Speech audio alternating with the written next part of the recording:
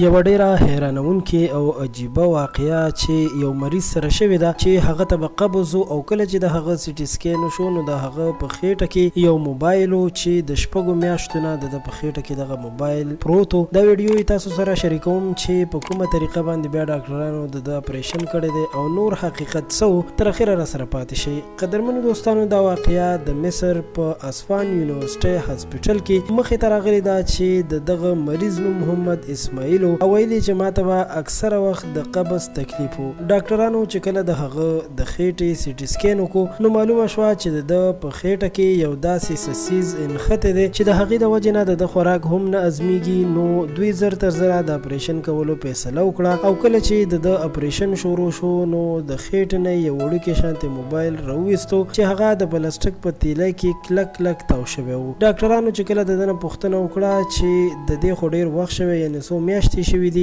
دا موبایل تا څنګه تیر کړی و، نو اسماعیل وویل چې هغه مخکې هم څو ځله داسې کار کړی دی او دا به یې ځکه کولو چې د سیکیورټي نه ځان بچ کړي او بیا به زمانه په لویو بولو کې دغه موبایل راوتلو یو ورځ یا دوه ورځې وخت به اخیستلو. البته په لومړي ځل داسې شوي دي چې موبایل مې په خېټه کې پاتې شوی دی او میاشتې وشولې چې دا پکې پروت و، نو ځکه یې ماته ډېر زیات تکلیف جوړ کو او زما په قبض کې هم اضافه وکړله. کله چې ډاکټرانو دا خبره واورېده نو پولیس یې هم راوغوښتل او دغه موبایل معاینه یې وکړله چې د ده په بیان کې حقیقت شته او که نه. پولیسو هم تصدیق وکړو چې او واقعي دا یو وړوکی موبایل دی چې بې ضرره دی او د یریدو دومره ضرورت هم نشته. د اپریشن نه وروسته اسماعیل اوس صحتیاب شوی دی او د هغه د قبض مسله هم ختمه شوې ده. البته دا ویډیو په سوشل میډیا باندې ډیره زیاته وایرل ده او شیر کیږي چې خلک ورته هم خاندي او وایي چې دا څنګه عجیبه کار شوی دی. قدرمنو دا واقعیا په مصر کې مخې ته راغلې ده. ستاسو ټولو ډیره مننه کوم چې تاسو موږ سره د ویډیو تر اخره پاتې شوئ. زموږ چینل در سره خامخا سبسکرایب کړئ